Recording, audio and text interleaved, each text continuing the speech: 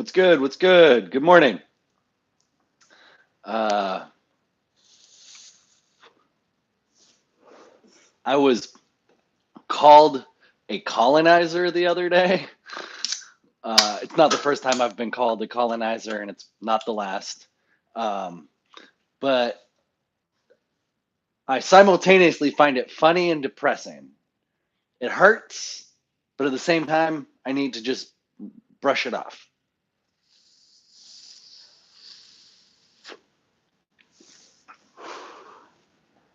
It's funny because uh, I'm just a kid from a trailer park in Washington State. Like, I did not have an affluent upbringing at all. I had a wild upbringing.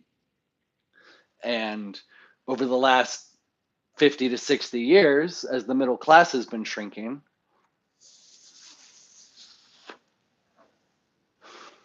that's just kind of been the norm for a lot of us, regardless of color, regardless of faith. A lot of people have just been getting fucked by our government.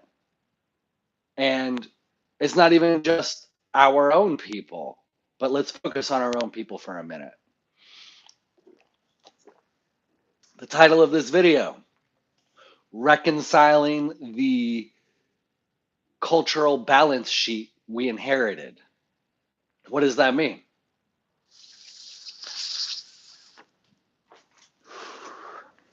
In business, your balance sheet, simply stated, is a snapshot of where you are at financially. So your assets and your liabilities. And you want them to balance out. And that's just for bookkeeping purposes.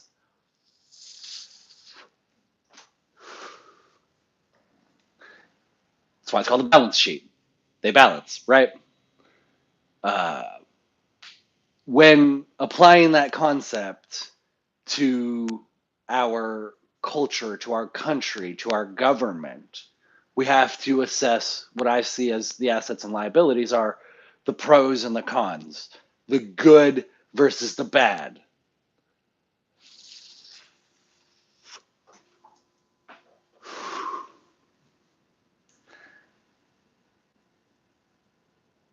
We're very imbalanced, I believe. I believe the bad category has way more shit in it than the good category. When you look at the history of what our government has done, it's just a lot of bad. And maybe a little bit of good because like we have semi-functional infrastructure.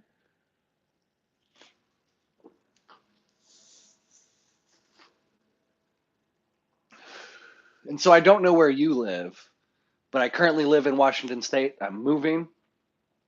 But from what I understand, in general, the infrastructure in our country is not adequate. California, the state that is banning the sale of electric vehicles or of gasoline vehicles and requiring the sale of electric vehicles, can't even produce enough fucking electricity.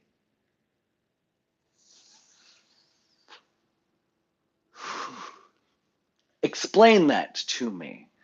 Explain that to me. There's no rational explanation. I understand that. Everything now becomes an emotional appeal. Oh, the climate.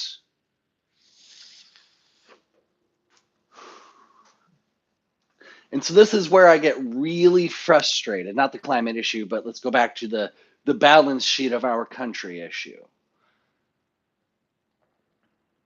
It's not a left or a right thing. It is a government as a whole thing.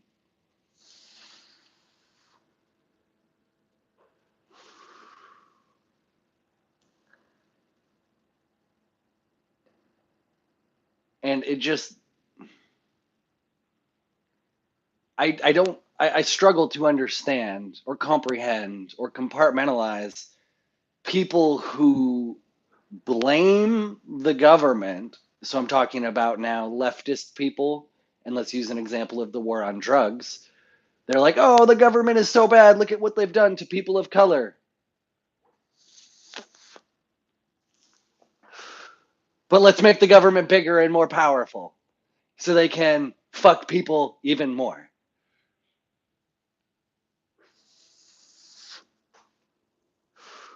Are you familiar with the Tuskegee syphilis experiments? If you're not, look into it. Our government gave African American men syphilis intentionally without telling them, just so they could study them over time to see how it would affect the population, the black population. How fucking maniacal is that? And that's like one example. If you begin to go down these rabbit holes, you will find countless examples of times that our government has committed crimes against humanity, domestically and abroad. But again, I want to focus on the domestic stuff just for right now.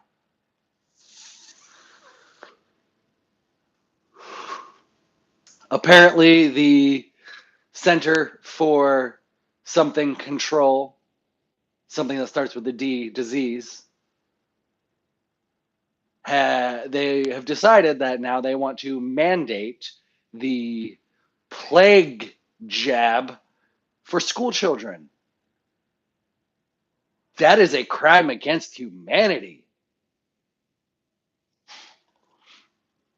Because they know what it does to kids. Sorry, I'm trying to be like less of an angry person. Like I want to convey a message, but it does not come across well when I'm angry. I understand that.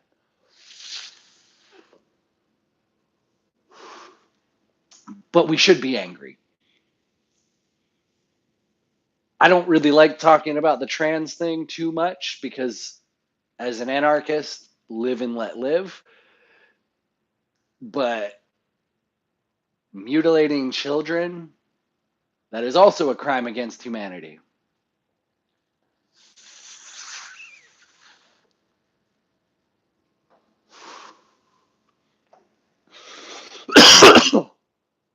And so I think this upcoming election, if it is done fairly and squarely,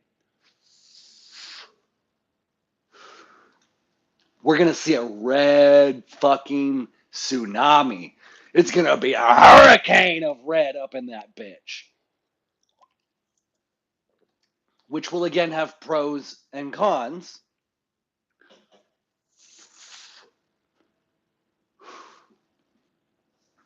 Short term, will reconcile some of these recent crimes against humanity.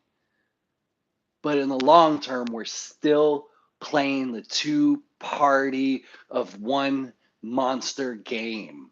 And we need to break that paradigm.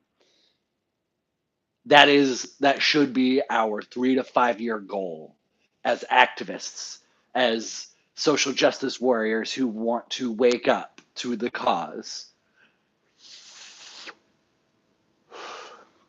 Because something I often complain about is the lack of social dialogue, civil social dialogue. Uh, Being called a colonizer is not really gonna create fertile grounds for good conversation. And so I know a lot of my content is inflammatory. And so if you've seen something inflammatory via this YouTube channel, please understand that this is a bit of a character for me. It is an outlet for me. It is me just trying to compartmentalize this stuff.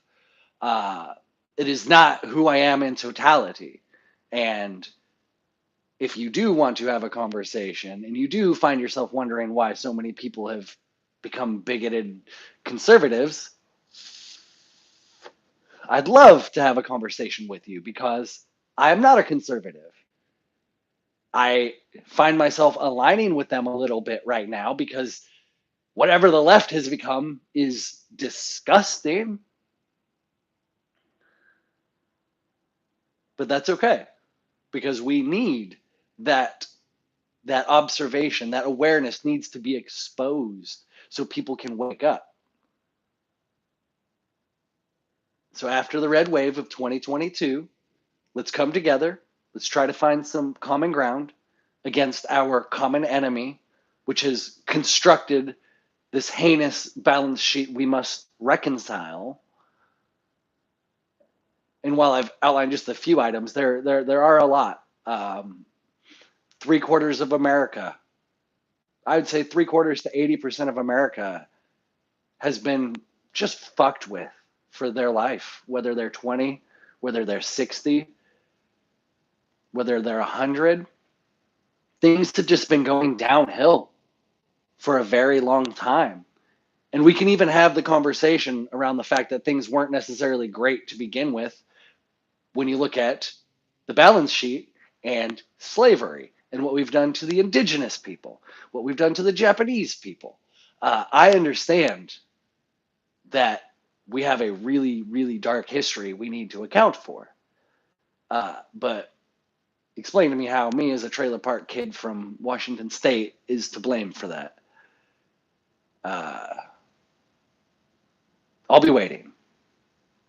Thank you very much. Much love.